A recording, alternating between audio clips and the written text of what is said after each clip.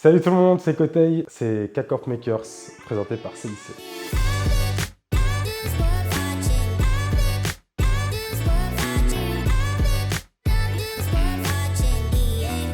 Chaque année, on essaie de se remettre en question selon nos résultats. L'année dernière, une des lacunes qu'on avait vis-à-vis de nos rosters qu'on avait identifié, c'était le manque d'accompagnement au niveau de la performance, le manque de coach, on va dire, au global du club.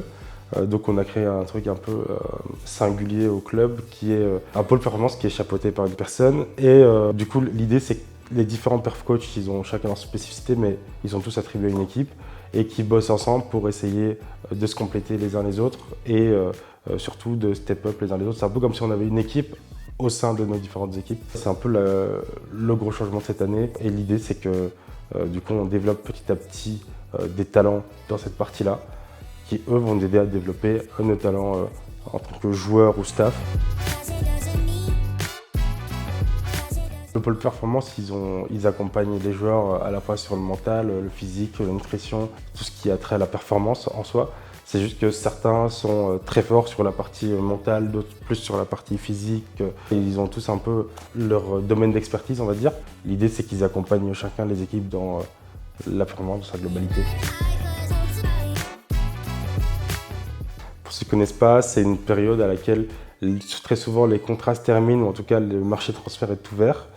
Et à cette période-là, soit tu peux aller démarcher des joueurs qui sont déjà sous contrat et donc il faut contacter une équipe, parfois payer un buy-out, donc un frais de transfert auprès du club adverse. Selon les jeux, c'est des périodes totalement différentes.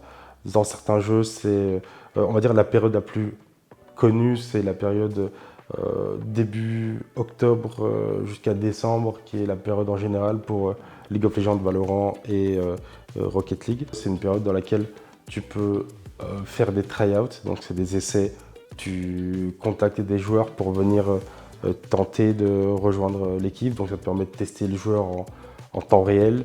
C'est une période qui est très intense parce qu'il y a beaucoup de discussions, que ce soit avec les agents, avec les autres clubs, quand tu dois racheter un contrat ou quand tu dois vendre un joueur. Et ta discussion avec les joueurs directement et les coachs.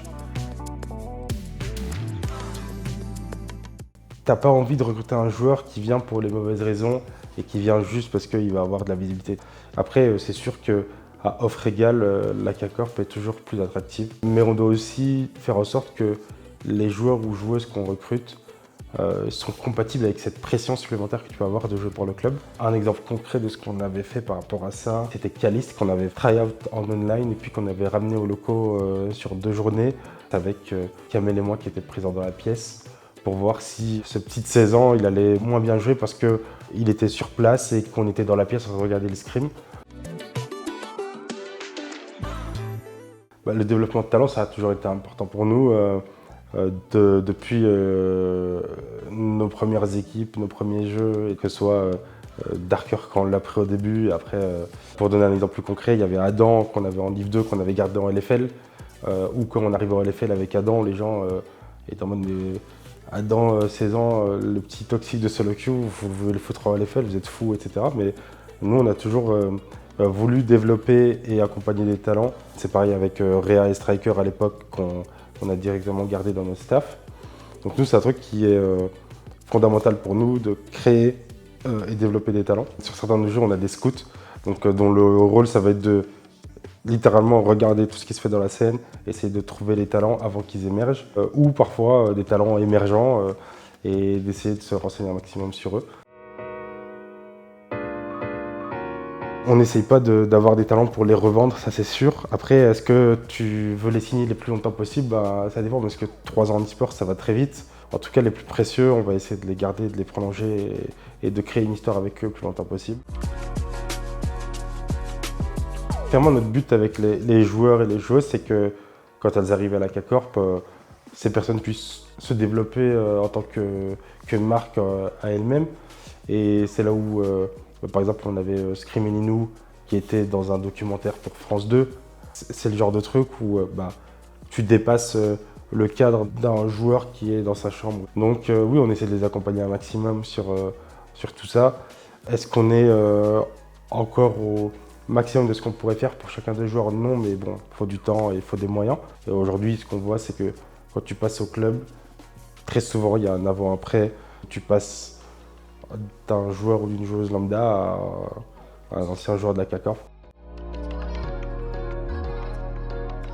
On a essayé dès le début de faire en sorte que les équipes elles soient proches les unes des autres, que ce soit quand il y a eu les KCX où elles avaient tendance à se rencontrer, mais aussi on essayait de créer un moyen où les différentes équipes et les différents joueurs du club essayent de se connaître déjà. Ouais, c'est avoir cet esprit un peu de famille où tout le monde est intéressé par ce que font les autres et tout le monde essaie de se soutenir quand ça va pas ou juste de se féliciter quand tout va bien, etc. Très vite, il y avait des bootcamps qui superposaient, donc les joueurs et les joueuses se croisaient.